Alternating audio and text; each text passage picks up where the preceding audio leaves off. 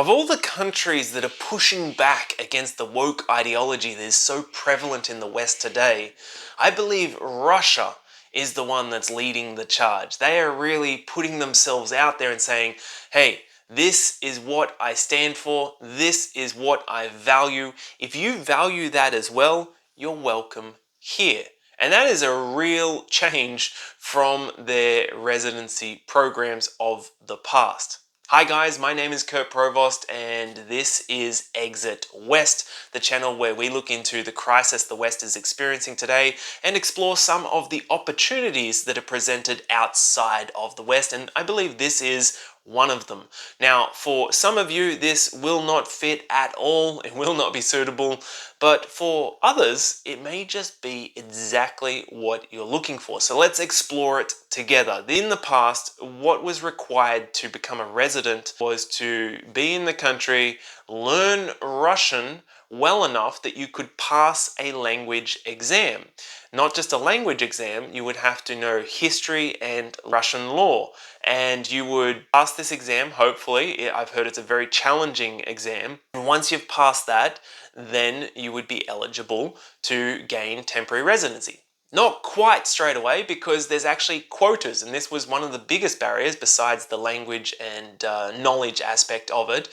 The issue was that each region had a set number of residencies that they could open up for people each year, and once they had reached that number, didn't matter. You were off the table.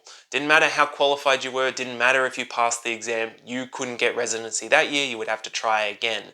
And this was a very small number. And it also wasn't about whether or not they would give it to you. Just because there was a spot available didn't mean that they would actually approve it. It was a case-by-case scenario. So this made it a very challenging thing. That was temporary residency, and then within 3 years you could apply for permanent residency, and then permanent residency would be for life, and after 5 years of permanent residency then you could gain citizenship. So that was the traditional pathway. What has changed? Well, on the 19th of August this year, President Putin announced through a presidential decree that they were scrapping the quota, that they were scrapping the language and history and law exam in order to gain temporary residency, and they were opening up for certain nationalities, for people who felt that they weren't aligned with the neoliberal ideology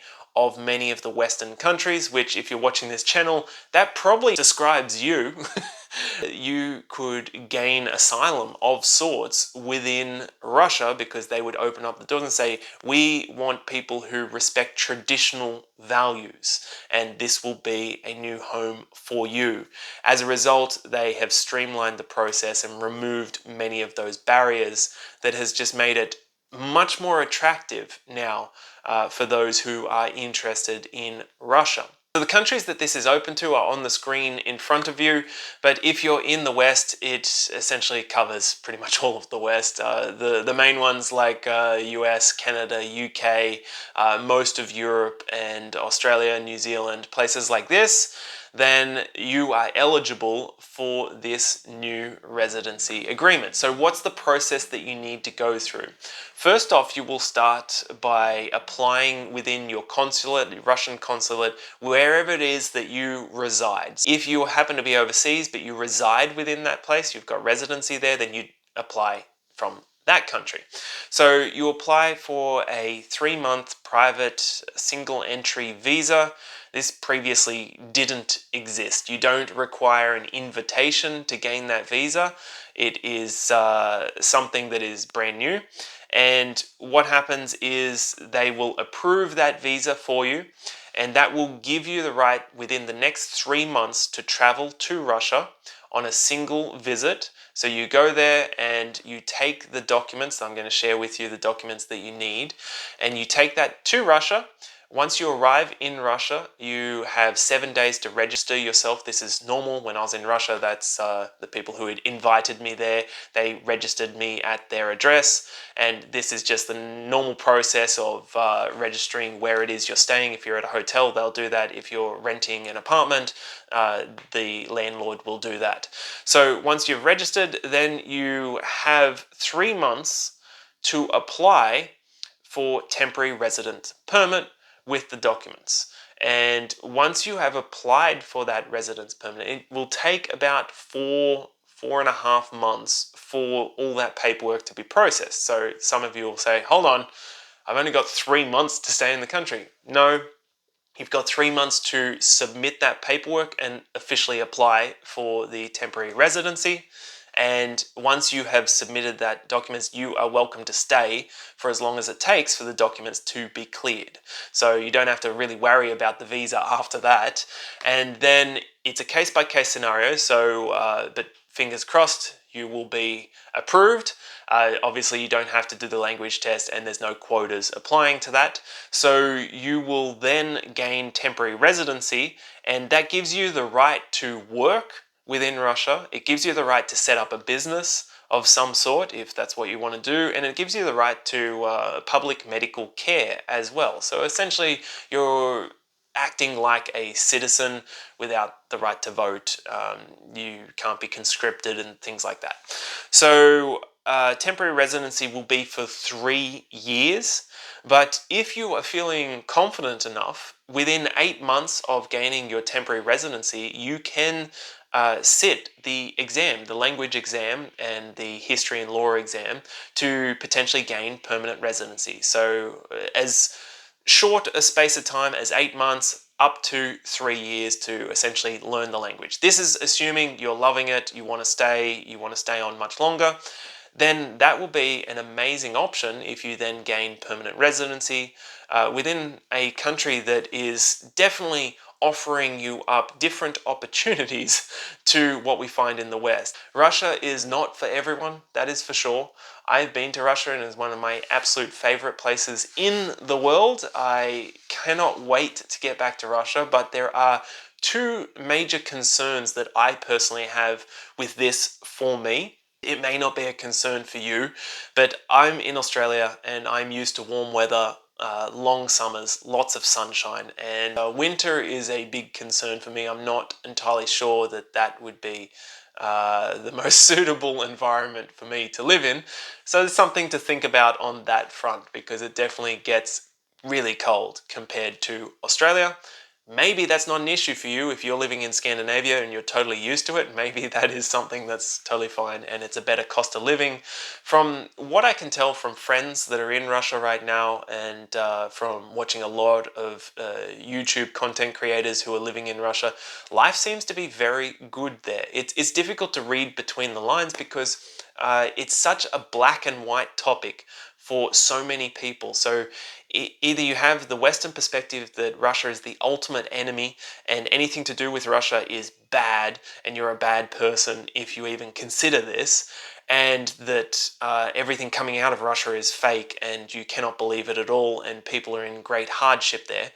Or you have people who absolutely idolize the country, idolize the leader, and view it as the savior of humanity.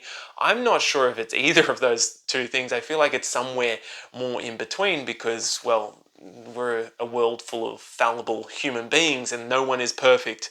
So I don't believe the extreme negative stuff, but I don't believe the hyper positive stuff as well.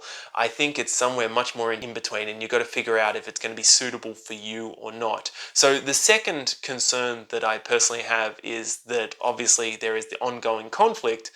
And it's not so much that the conflict seems to be impacting Russians or life in Russia so much at the moment, unless you're geographically close to that. It's more the concern over leadership in the West and how they appear to be hell-bent on starting off World War III or escalating conflict constantly.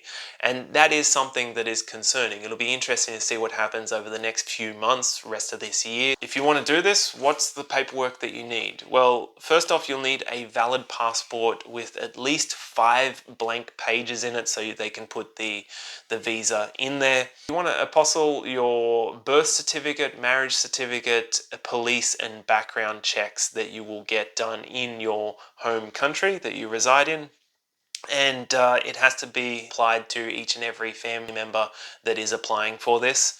If you're selling assets to do this, I wouldn't recommend that. I'd say go to Russia first and see if it's a place that you like. Just, test it out. You got that 3 months while you're applying for the temporary residency, or 4+ months while that's getting approved, to figure out if this is actually something that you want to do. It's not something where you have to cut all your ties and just completely jump ship to another country, although that is possible if you've already decided to do that. So make sure you keep the documents if you're selling anything for proof of funds and the source of those funds. Get the documents translated into Russian in Russia. Wait until you get to Russia to do that. I heard there's some complications around that, and you don't necessarily need to get all the documents translated. So what a lot of Westerners do is they go and get them translated in their home country, and they get everything done, and it wasn't really necessary, and it prolongs the process. And it definitely sounds like a country where you will need a good immigration lawyer to be helping you with this process, because there are nuances for every region, and only an immigration lawyer who's dealing with that on a daily basis will know and understand and be able to help smooth that process. I don't know if they can speed it up for you, but they can certainly avoid mistakes which will make the time drag out.